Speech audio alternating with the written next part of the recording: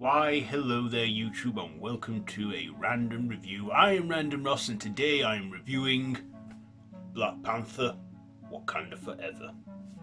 So this is written and directed by Ryan Coogler, starring Lalita Wright, Lupita Nyong'o,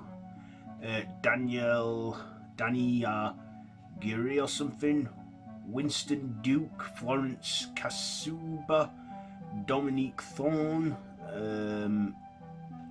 Michaela Cole, Tenok Hura or something, Martin Freeman, Julia Louise Dreyfus, and Angela Bassett.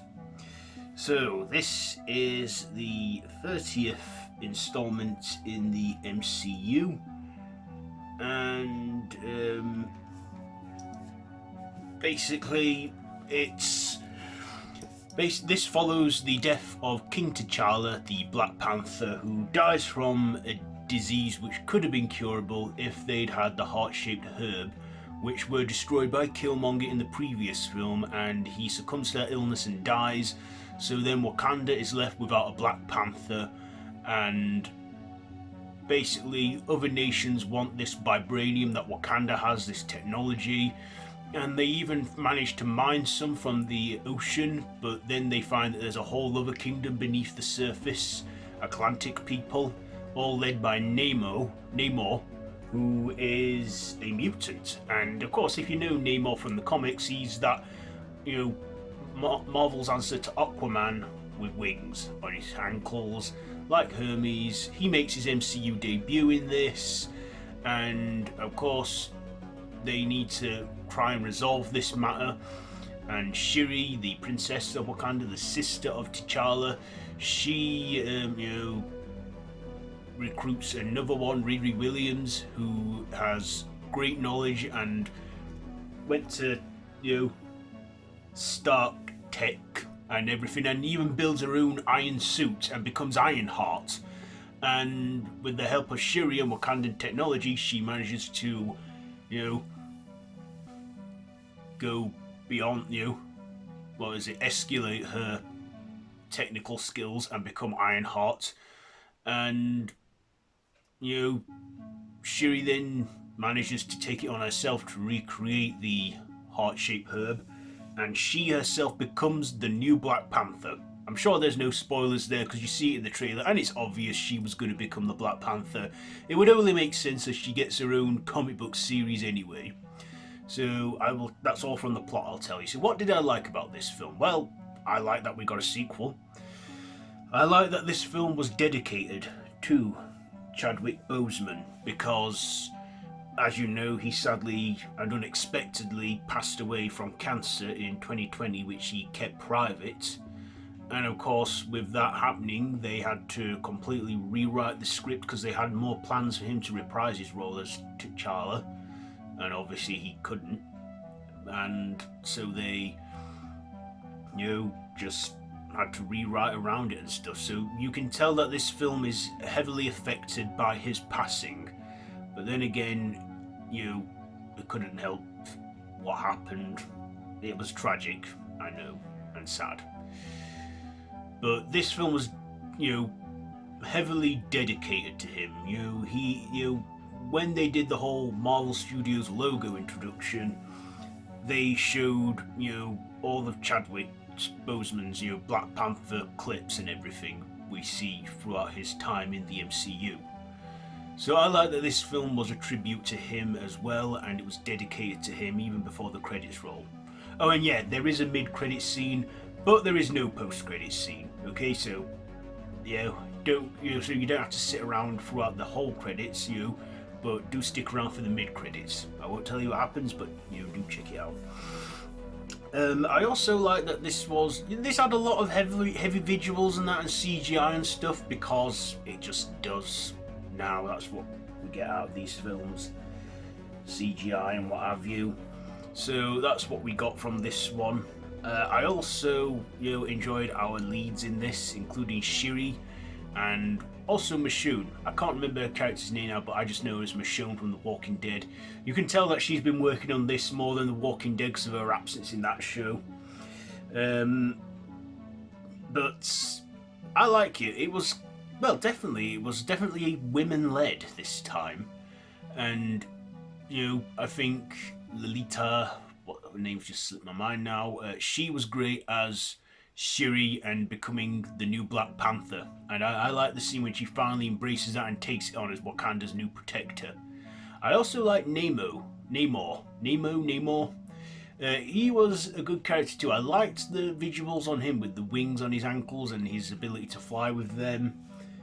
Yeah, he was nicely done, and I did like the underwater kingdom scenes that were going on there too.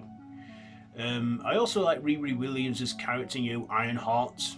She's definitely going to come back in her own Disney Plus series in Phase 5, so I look forward to seeing that. I also thought Martin Freeman was good in this as Everett Ross. He again returned and is a good friend and ally to Wakanda. And we also got Valentina return again, who has been appearing a lot in the MCU, recruiting the Thunderbolts. First in the Falcon and the Winter Soldier, then in the Black Widow post-credit scene, and then the whole other Marvel project she's appeared in, played by her out of Seinfeld. So, what else did I like about this? It was a fun action film, and it had everything I could ask for in a superhero film, but there are my flaws with this one. This film is 2 hours and 40 minutes long, and it just felt like it could have been cut down to maybe 2 hours, 2 hours and 10 minutes.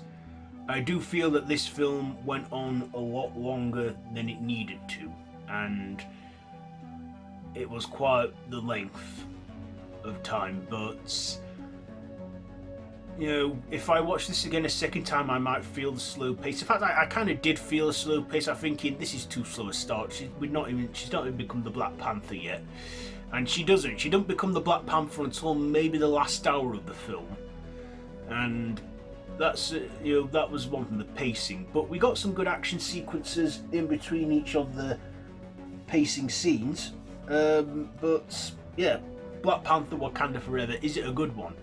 Yes, it is, but I feel it doesn't quite capture the magic of the first film, which I find a real shame.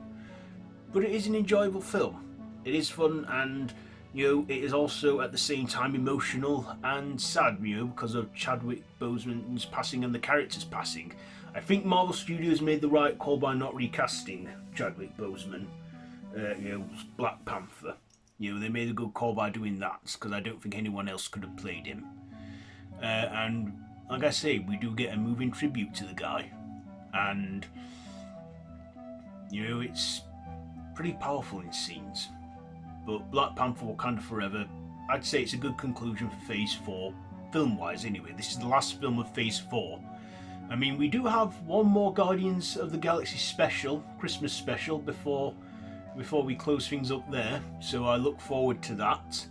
But other than that, this is it for the films in Phase 4, from Black Widow to Black Panther Wakanda Forever. So it opened with WandaVision, but the films opened with Black Widow, then closed with Black Panther. Black Widow, Black Panther.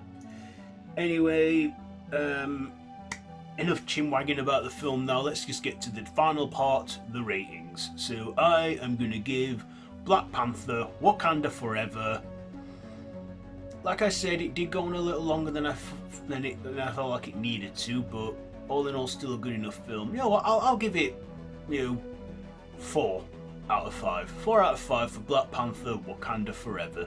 So there you go. There is your review on Black Panther Wakanda Forever. Have you seen this one? Let me know down in the comments if you have, and if you like this video, be sure to give it a big thumbs up and to share with your friends, and feel free to subscribe to the official Random TV YouTube channel if you haven't already, and to hit that notification bell All of my social media links are linked down below in the description so you can check it all out. And if you love horror content, I do a channel for that too, which is linked down below in the description that you can check out random horror. So anyway, yeah, that's it for this random review.